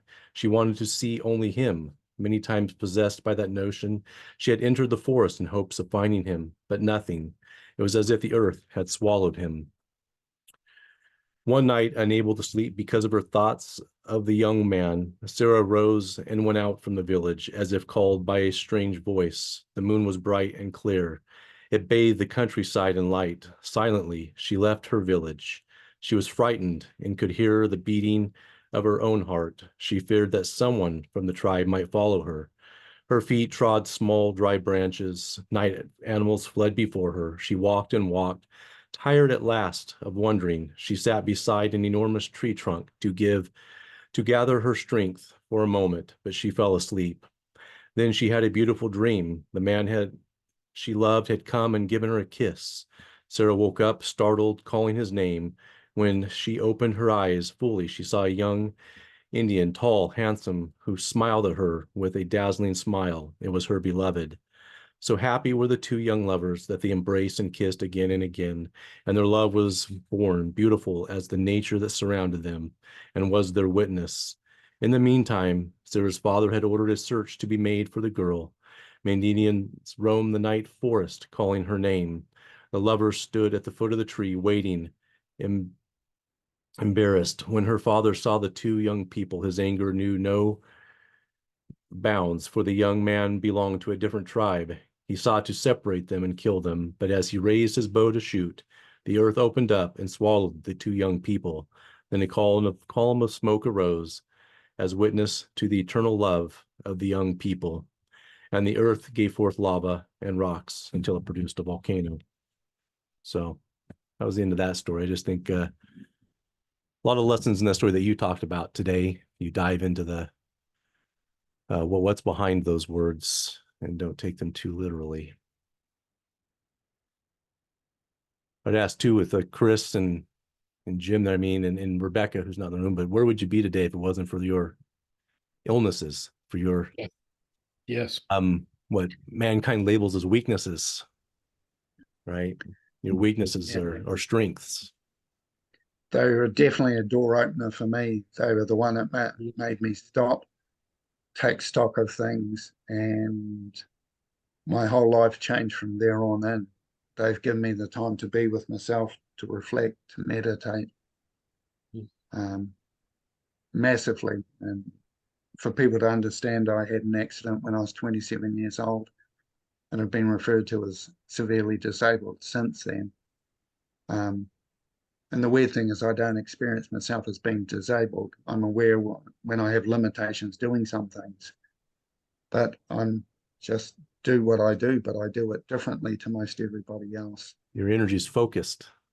Yeah, for me, there's only one way, and that's forward. It's always a forward step, even when it's confronting, even when we're going through the dark night of the soul. There's just that I enter this side, I leave that side, and it's a journey through, and it's only going by going through the journey of life, the journey of the dark night of the soul, whatever it is, the journey of baking a pie. We go into one side and we exit the other side. You know, anytime we try and go backwards, we're attaching to the old, which means we've got to go through the letting go process once again. It's important to remember too, because sometimes people will say, well, Jim, I was getting up to this point and suddenly I'm back doing this. You got to remember that 2 steps forward, 1 step back is still forward. It doesn't always proceed it's nice if it always feels like you're doing forward motion, but you can't blame yourself or kick yourself if something repeats, especially if you're aware of it and then you know to deal with it. So I find that's important too. Otherwise, you're doing that self-judging, which is not a good way to go. Boy. I definitely agree with that. The one thing the mother showed me very clearly is that no experience is wasted. And that's where she was teaching me about non-judgment. No experience is wasted. It's all part of the learning. And when I felt that in the consciousness in which she showed me, I could see how everything is working together constantly all the time. That sense of community that she showed me in her microbiome with all the plants in the forest from big to small, all working together, to her is everywhere the same. There is nothing that's outside of community. We can step outside of the experience of community, but the community is still there to be interacted with. Yeah. And a big part of it is, do our actions, words, and behaviors feed that sense of community, or do we disconnect from the sense of community through our words, actions, and behaviors? And it's time to come back into that community. And the only way to do that now is through the mother, which is the living life force. So everything we should do should be in support of life, as an aspect of life, in the way of life. And that's loving consciousness. The Earth Mother loves all her children the same. And it's time that we step up and learn to love all beings for the role they play and the way they fit into the hoop of life. Feather over to you, Jim. Oh, okay. So I'm going to put out here, this is to Robert. Grandmother from up there says, and when he says grandmother, he's talking about the oldest grandmother. Apparently there's several there today. We welcome all your grandmothers and all your kind words. Grandmother says, deep, without the illness, where would you be? Where would I be? This is a huge question, a powerful question.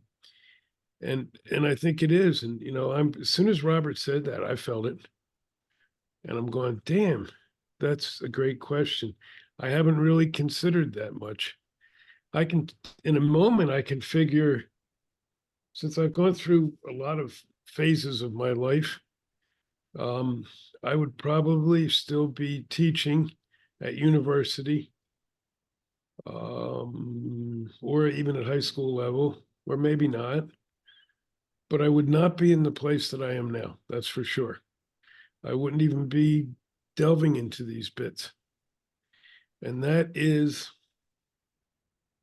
sometimes when we go through this rebirth bit, this I don't want to call it illness. It's not illness, really. It's a rebirthing, which sometimes manifests as an illness. And that's why we get diagnosed with 1,000 different things, which are all wrong. Without it, however, there's so much. When it was going on, and I said, I just wanted to be taken every day. I had enough. Just get me out of here. But if I hadn't gone through it, There's so many things I couldn't understand at all. And I know that. And while it was going on, I kept saying, why me? Like Becky was saying, why am I getting this? Why me? What did I do to deserve this? What did I do wrong?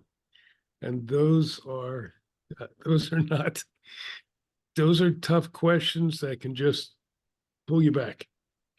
When it's finally all over and some things happen, and I was able to deal with some things of other groups because of what I went through, I realized, wow, so that's why. So that's why. Didn't make it any easier.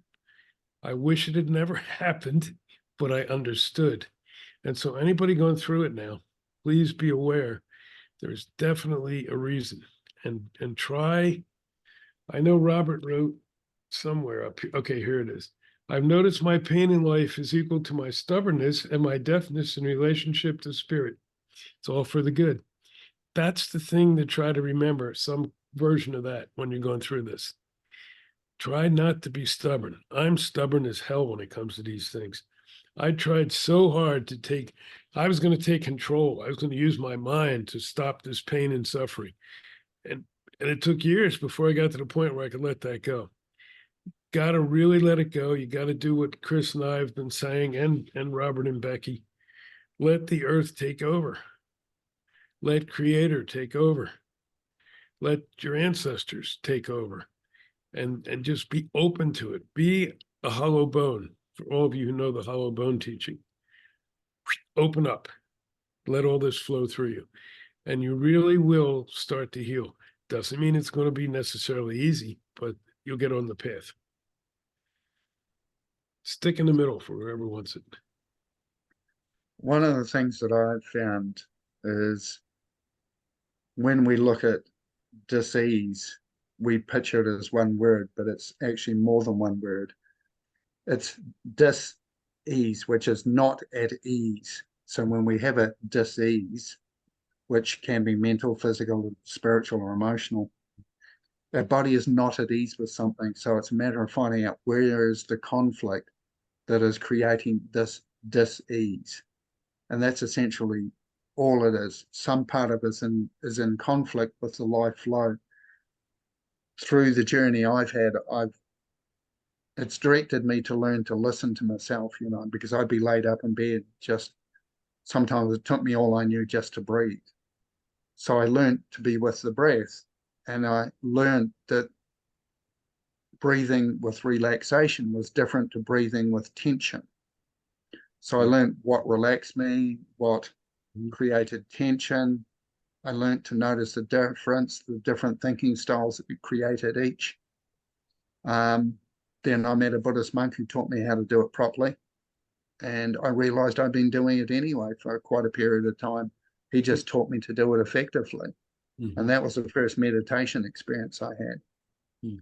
The other thing I learned along the way is that pain, whether it's physical or emotional, at the bottom line of it or near the bottom line is resistance to change. When I let go of my resistance to change, my pain levels drop significantly. Mm-hmm. And this is where, meditation comes in handy. I can be with the flow. What is the current flow? What is the current direction that I'm being asked to go? And going with it instead of resisting it. Resistance can be attachment to a thought, a way, a behavior like Jim just mentioned, very stubborn. Mm-hmm. Stubbornness has to go. It's a dis-ease in itself because it's a resistance to anything other than the chosen path of the stubbornness itself.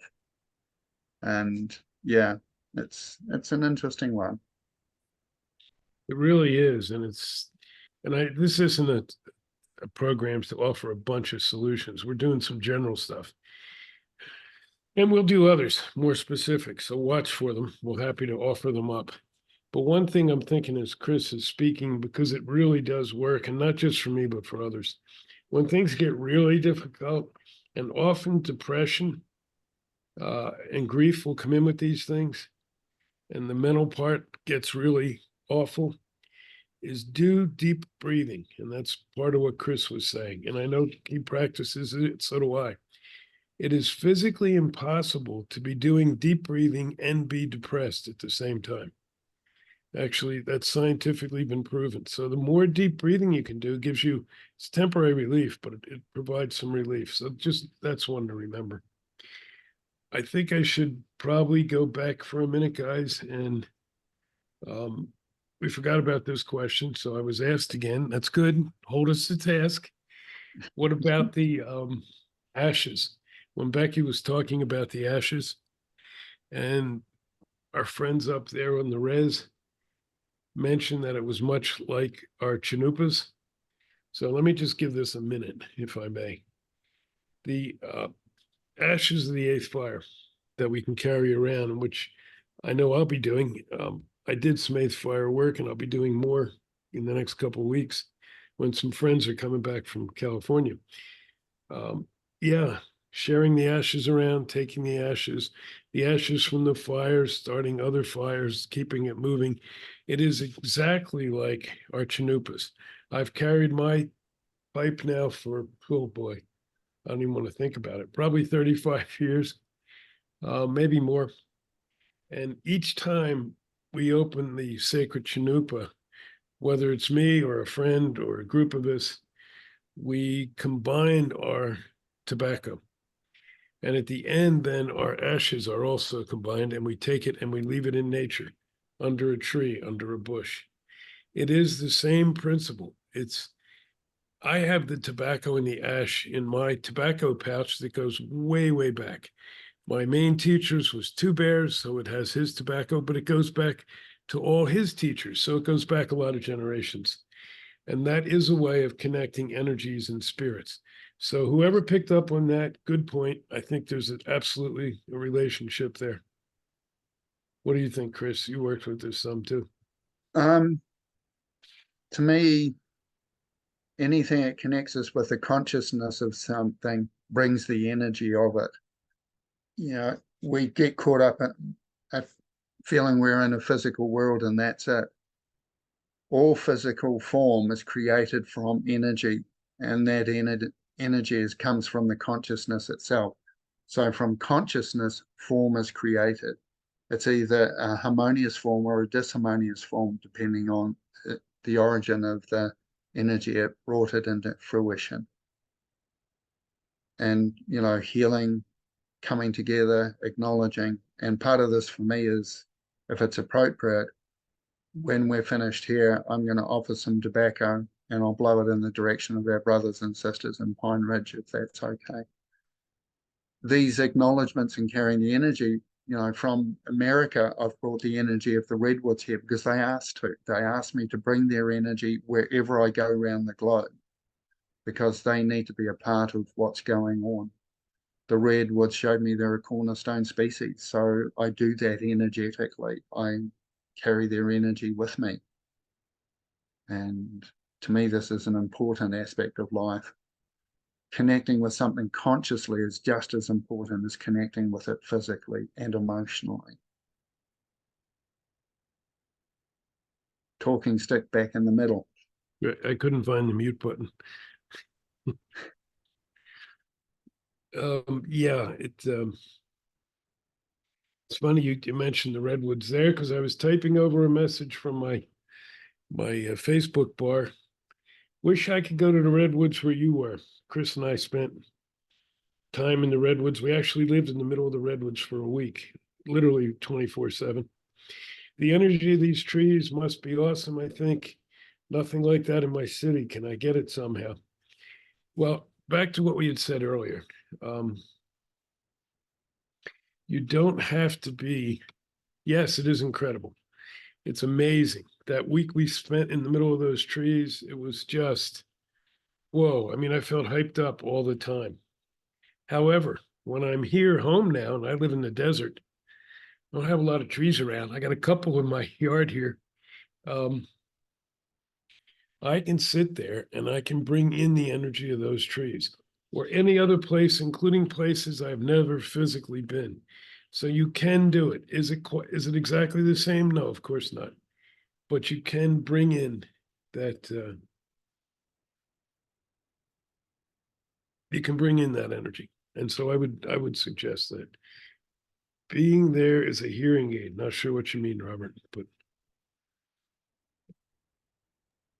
I'll jump back in just for a quick second. I mean, Yeah. all of these things we had, like in Chris, Chris could talk about this, I think, at length, about connecting with trees all over the world, because they all know each other. They're all interconnected. oh yeah.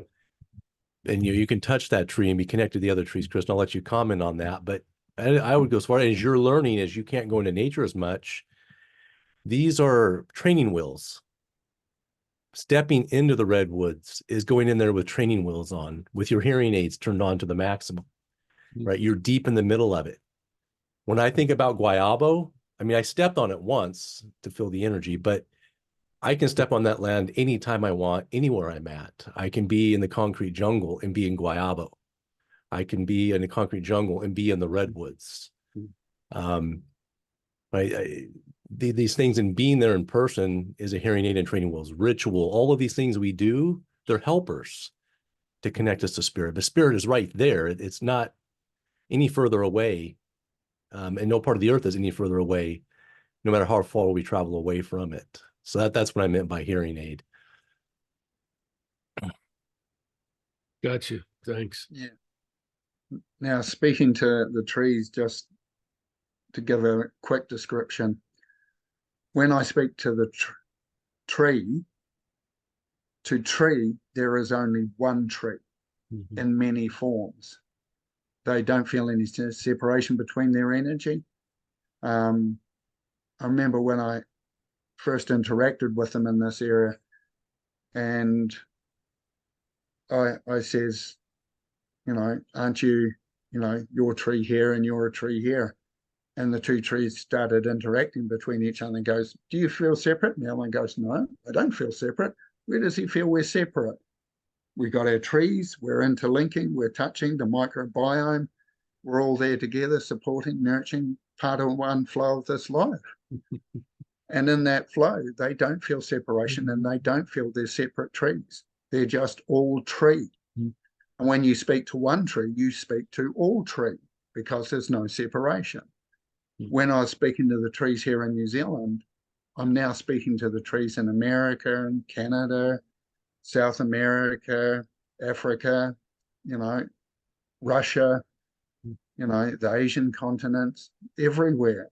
Wherever there is a tree that is interested in this information, participates in it, and they're all interested. They just look at what highlights for them in their area. Before I left New Zealand on this last journey to America, the trees that I was in at the time, as the mother was really talking to me and asked me to open my heart, the ancestors of the trees there came inside me and they says, we're now coming with you. So there was ancestors of the trees traveling with me to America, and they came out and interacted with the redwoods over there, as well as various trees that we traveled through on the way to the redwoods. And prior to the redwoods, they came inside me energetically and traveled with me to the redwoods, where they all came out. And there was a conference of tree energy there in the redwoods. It was phenomenal to be a part of. The redwoods showed me that to them, in the tree world, they're a cornerstone species. With trees, there's always a mother tree to any group of trees, usually when they grow naturally. When we strip areas of land and replant them like we do with orchards and forests and things like that, there is no mother tree, which is like our elders passing on knowledge to the younger trees. So the redwoods have the ability to connect with any tree around the world, but we need to take their energy with us. The way they showed me, they need a conduit for the travel. And they can be a mother tree for any tree anywhere in the world, but they need a human, which is a physical connection, to do it. I don't know if that's totally the way it is, or they just gave me a job to do to make it happen and keep me involved. I'm not sure, but I don't question it. I just know what they showed me. I go with that because that's their instructions.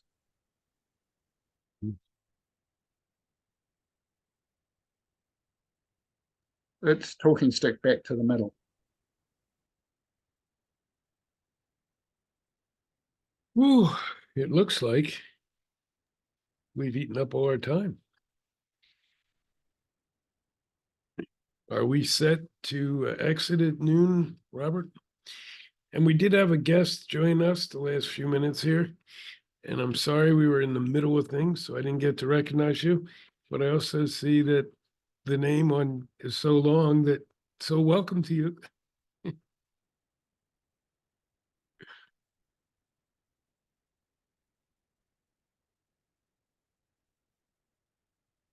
We are getting thanks again from our group, which went as high as 16 at some points up on the res today.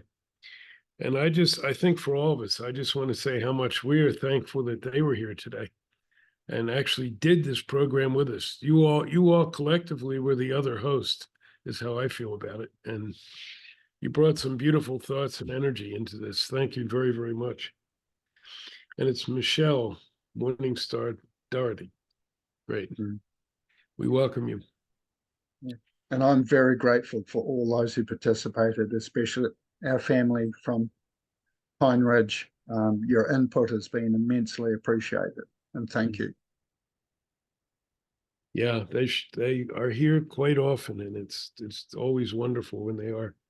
I had no idea it was going to work through this way. Two of our hosts had issues and couldn't show up, and of course, as always, it worked beautifully, regardless. So Yeah. we should probably do a closing prayer. What do you think? Is it time, folks? Robert, you're up there in the Eagle's Nest. I'm back home. Huh?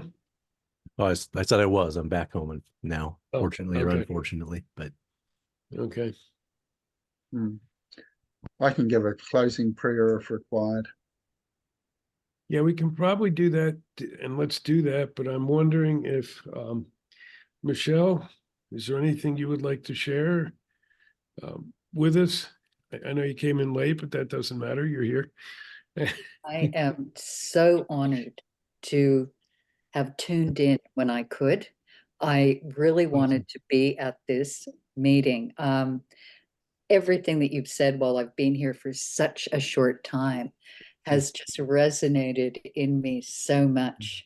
I'm overwhelmed with joy and happiness just to be in your presence. So thank you. And I hope that along the way that we can reconnect, because I just love this so much. So thank you for everything. Blessing Yes. to you. Yeah.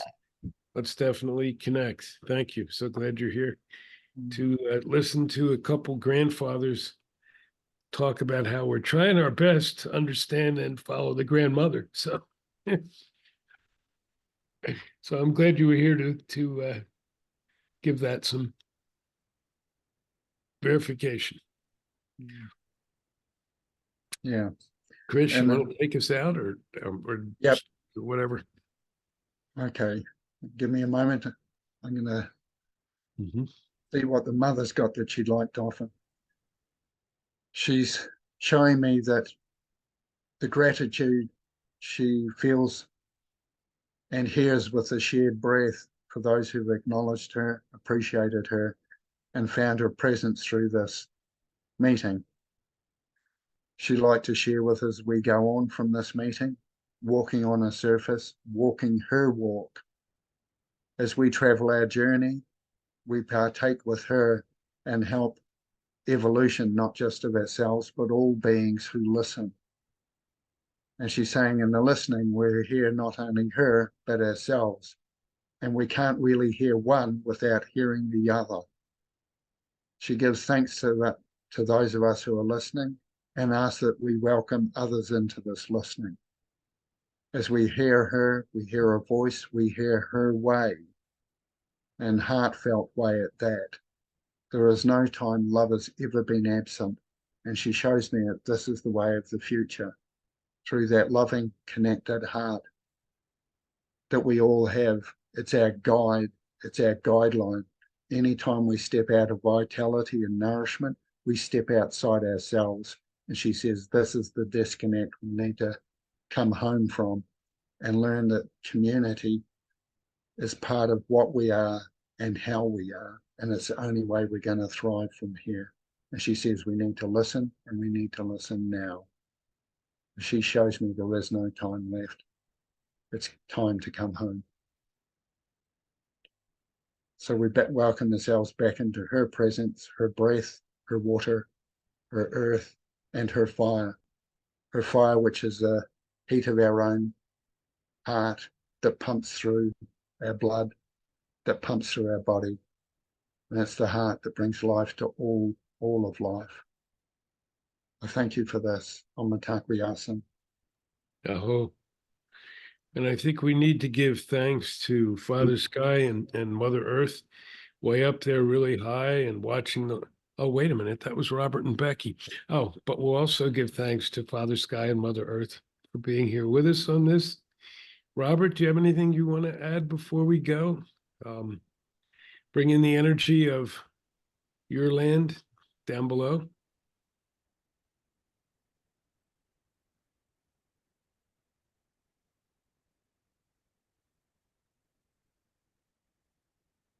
Unmute. You're on mute. Yeah. Mute other people. Now, just reiterating what Chris said, just keeps running through my head that Earth Mother is everywhere. If you're breathing, she's with you. If you're not breathing, you're soon to be with her. So, you know, good. if you can't find anywhere else, find in the breath. You know, when I was driving to Sedona a few months ago and I pulled into that gas station, there was nothing but concrete and astroturf and asphalt around me. And I said, I can't connect with Earth Mother here. Now I opened the door, I got blasted in the face with a obscure gust of wind. And I just said, oh, okay. This is from somebody that's been meditating for 20 plus years. It's always there. We can always connect. So connect. Yeah. Very much. Very much. And remembering within this, we're not connecting from a disconnected place. We're awakening ourselves to the connection that has always been here. We have never been separate from it, or I should say, it has never been separate from us. We create an illusion of being separate, but it's only an illusion, even though a very persistent one. Mm-hmm. Yeah, it's all awareness. Yep. So everybody who hears this afterwards, and I know there's a lot of people who asked if we were recording, so we will get it up as soon as we can. Thank you as well. Feel free to comment where we put it up online. Feel free to check in with us, like our new friend Michelle here. It's Sanctuaries of the Earth Mother. That's our organization, our nonprofit. It's at SOTEM.org, SOTEM.org, because we're too lazy to spell the whole thing out all the time. So you can find us online. We're on Facebook. We're on a lot of the media. So we welcome everybody to connect in as we move ahead with this energy and this work. Thanks to everybody. Thank you, thank you, thank you.